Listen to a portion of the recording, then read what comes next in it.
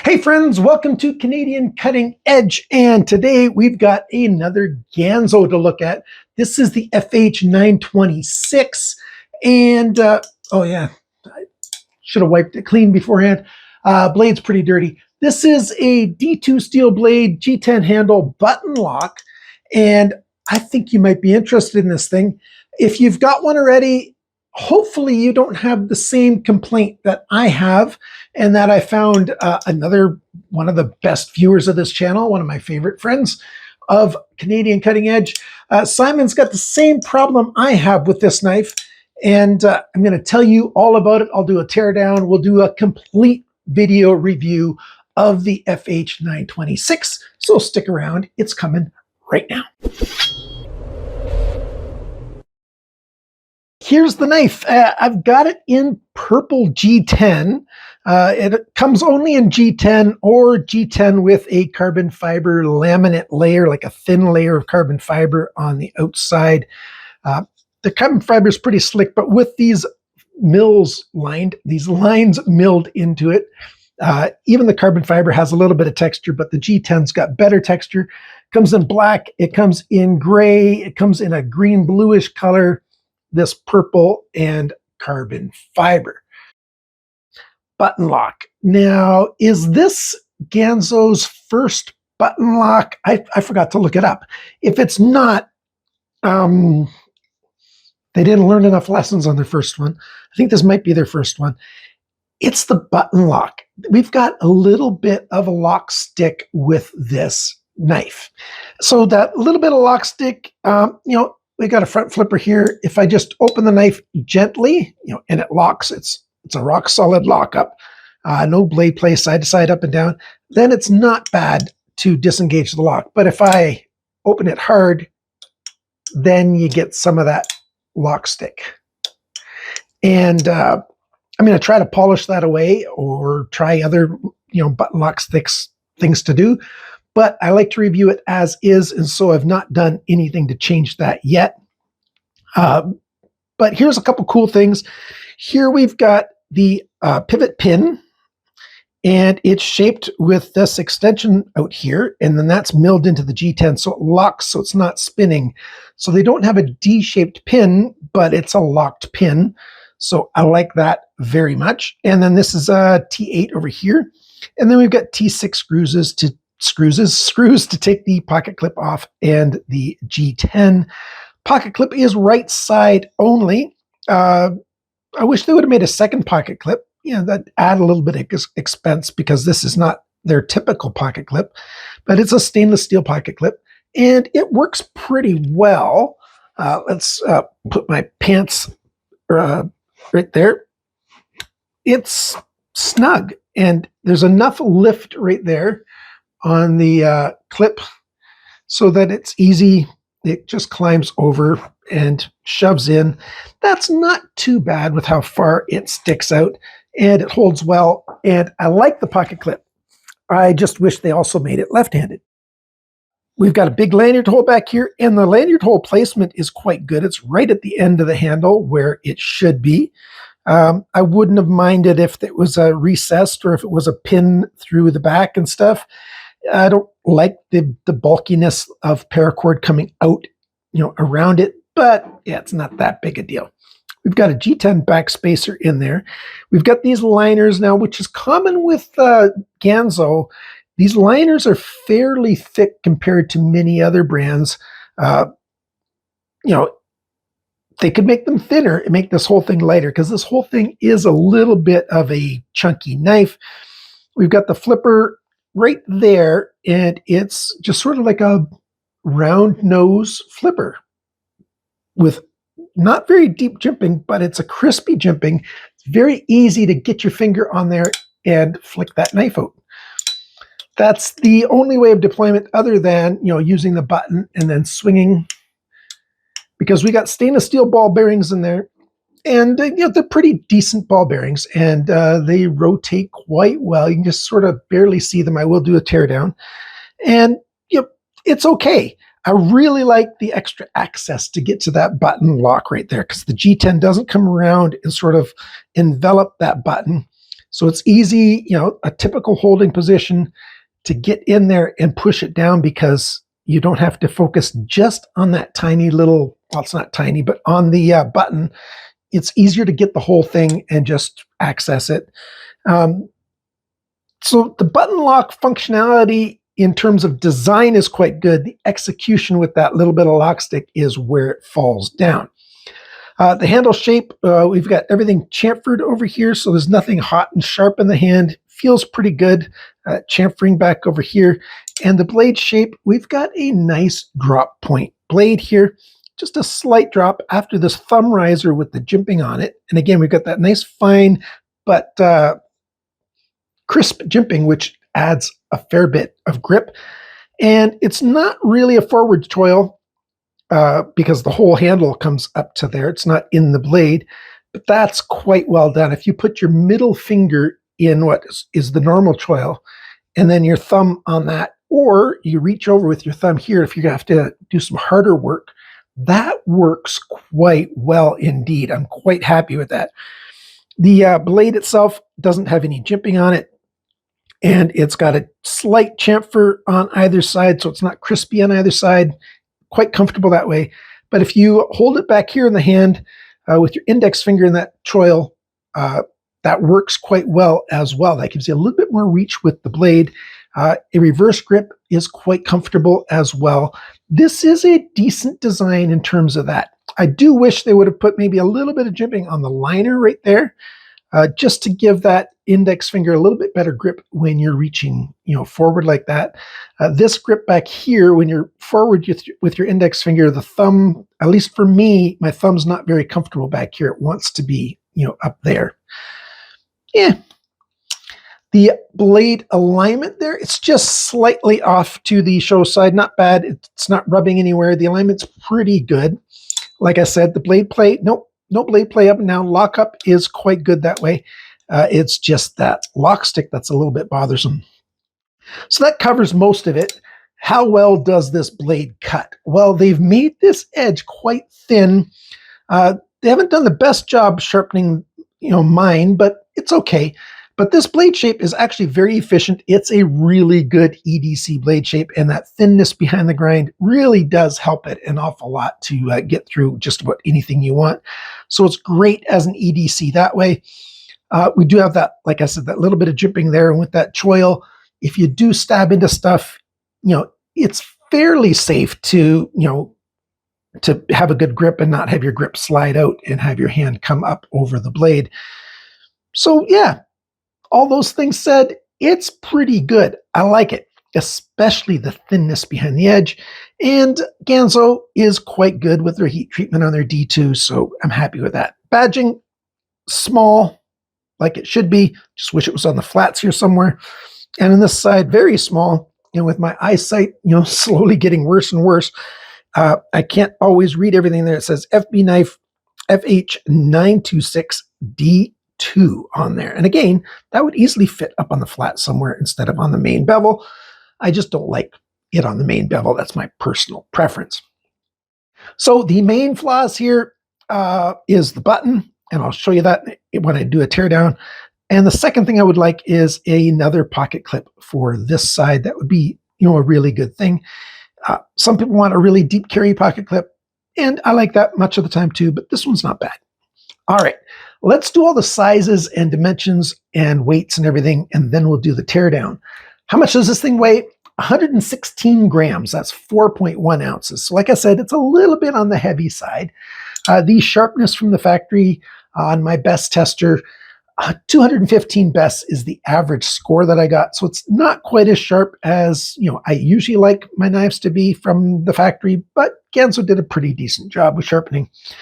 The cutting edge length, 86.2 millimeters, 3.39 inches from the tip to the closest spot on the handle. It's a bit more, 88.2, which is 3.47. So if you've got 3.5-inch laws like my friends in Nebraska, this thing is just under that.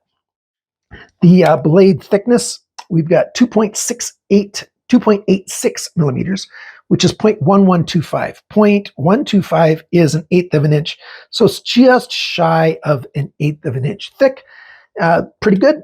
The blade depth, and I'm not counting this hump here, I'm just within the main cutting area. The widest point is right about here.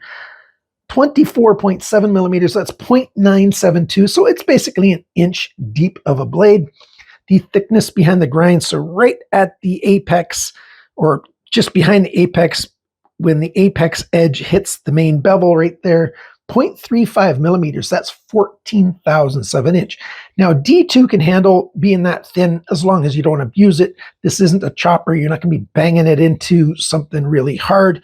Well, maybe you will, but then you risk, doing some damage to that edge that you don't want.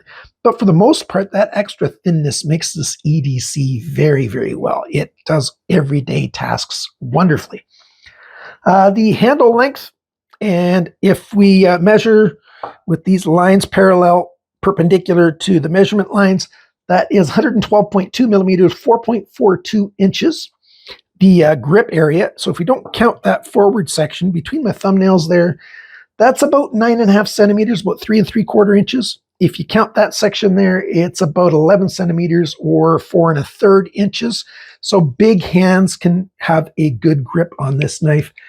My hands are in the extra large range for the width, and there's extra handle even if I'm just at that main choil. Oh, by the way, I didn't tell you before, the balance point is right there, which is what I tend to like, where your index finger sits. I like the balance point there. Back to the measurements again. The handle thickness, not counting any screws or hardware, just on the G10, 12.8 millimeters, that's 0.504 inch. So it's a 1/2 inch thick handle scale. The handle depth within the main grip area, so not up here, that's the widest point in the main grip area, 27 millimeters, 1.06 inches. The depth or the width, this measurement when it's closed, so how much space does it use in your pocket? The widest point's right there, 32.6 millimeters, 1.28. And the total length of this thing is almost exactly 200 millimeters. Not quite, but very close to 200 millimeters, 7.87 inches. And just before the teardown, the price on Amazon, the American Amazon site is where I bought this. I can't find this anywhere in Canada, although there are some Ganzo knives in Canada. This model, not yet at time of recording. $27.95 to $28.95 for the carbon fiber laminate on Amazon.com. And I'll leave a referral link down below so that if you want to get one, go ahead and get one. In New Zealand, I found it for 115 New Zealand dollars. Germany, 58 euros. So that's getting pretty expensive out there. When in the United States, it's under $30. So there you go. Not a lot of places have this, but if you can find it, you can buy it. What a dumb thing to say. If you can find it, you can buy it. Yes, if it's in stock.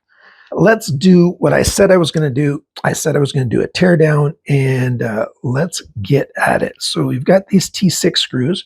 There's not a lot of play in these, like if I try to wiggle it back and forth. So the screws are pretty good, although they are T6. I wish they'd abandon T6 in favor of T8 or larger.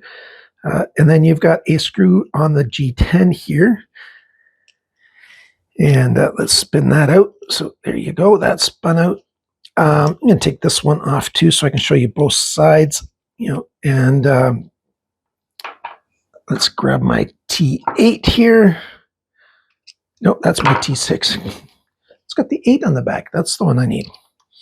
And take this off. There's no thread locker anywhere on these screws, which is the way I like it. And this pivot screw was not coming loose during use. It was staying snug. And there you go. There's no thread locker on that. Take this off. There's the spring for it. Now, one way you can try to make it have a little less button lock is if you had a slightly weaker spring, a spring that doesn't have as much strength to it.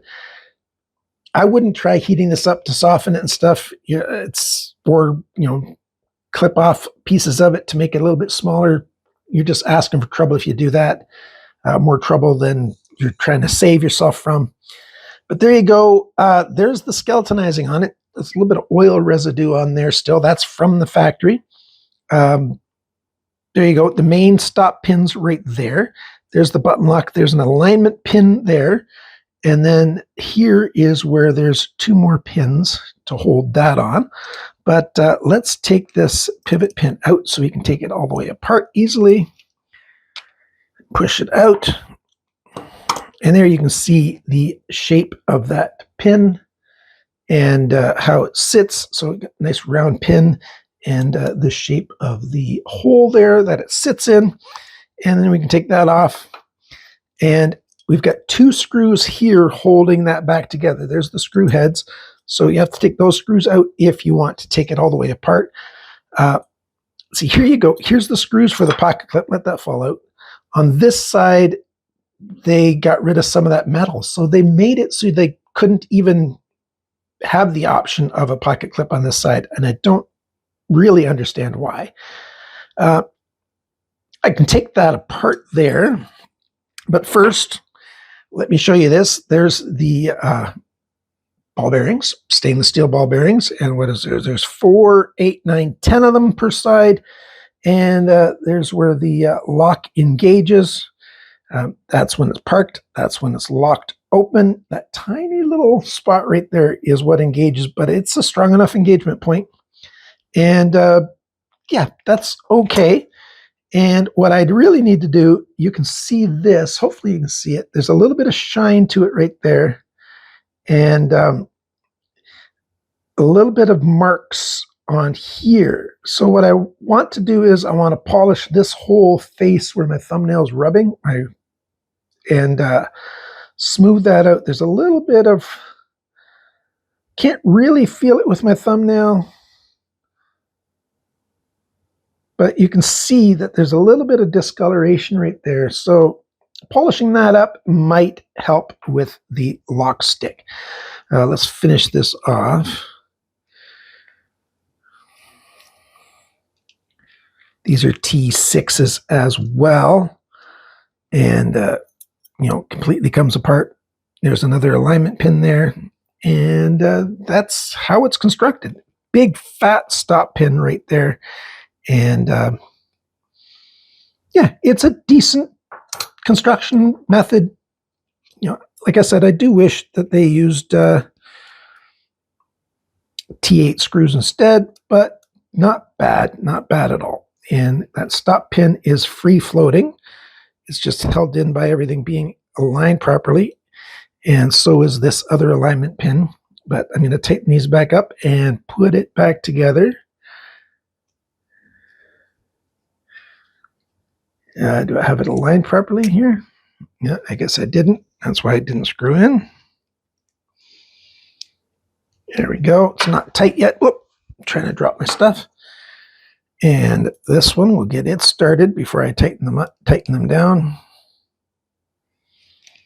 There we go. You don't have to put a lot of oomph to these things to get them nice and tight. Just go ahead and put them on. That alignment pin's in place. And this is the button lock side. And what I have to do to get this thing back together again, and this is probably one of the best button locks in terms of how easy it is to get it back together again from what I've done. If you get it lined up properly, it's got to come over that stop pin there and put it into that hole. But I need to get the button lock in there too. So let's get that back out again. Put the button lock in place. Make sure it's floating at just the right height so that I can get it over. I'll leave that off for a second. So I have to get that over the pin right there and get this onto the pin here. And there we go. And now that's lined up fairly well, and that's captured the stop pin. And now what I got to do is make sure that I get the pin through it. So I'm going to turn this over here to get it started. Have that sort of lined up right. And then what I have to do is, again, make sure that the button lock is through properly and wiggle the pin just a little bit, and it's all the way through already. So it's just wiggling it right, making sure it's lined up there. And now it's basically together, and I got the ball bearings in there. Did the ball bearings fall out? I don't think so. It looks like both sides are in there. Let me just double check that.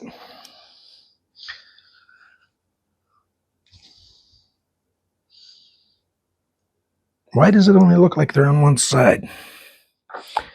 All right, since I'm not 100% sure, I'm going to take it back apart. I thought I still had them in place, and I probably do. Yep, those are there, and yep, it was still all in place. So let's put it back in place again. Get that started so it can easily get through the liners properly. Lined up.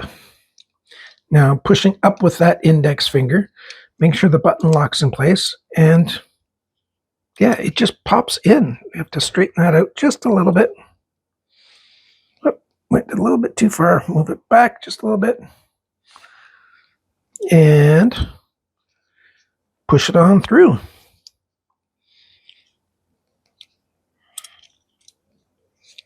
And now it doesn't want to seat down there. There we go. So that's sitting down there. It's not that hard. A lot of them are much harder. And then I can put that on. Actually, before I do that, I'm going to put this screw, get it started back here. I'm not going to snug it up yet. Just put it in place. And put the spring in there. Line everything up so that the spring gets into its proper hole. And it's all lined up, and put that screw in there. Start tightening it by hand.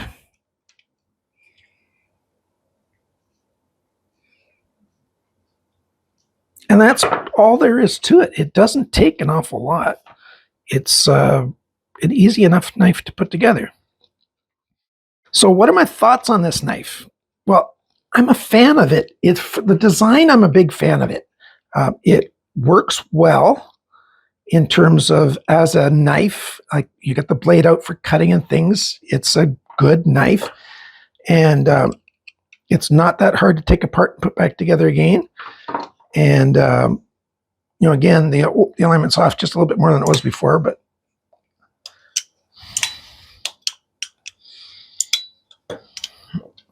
yeah, see, that's moved already a little bit. And now I can finish making sure it's snugged up properly. Yeah, there you go. It's quite nice. The main problem is that I don't like lock stick on my button locks. Well, I don't like lock stick ever. And this one, it's not an expensive knife. So if you don't mind fiddling with that kind of thing, there you go. It's just that it's not quite up to par with what most Ganzo knives are. They're G600 series. Those are mostly garbage. But they're G700 series of knives, and then, they're FH and they're FB series and stuff.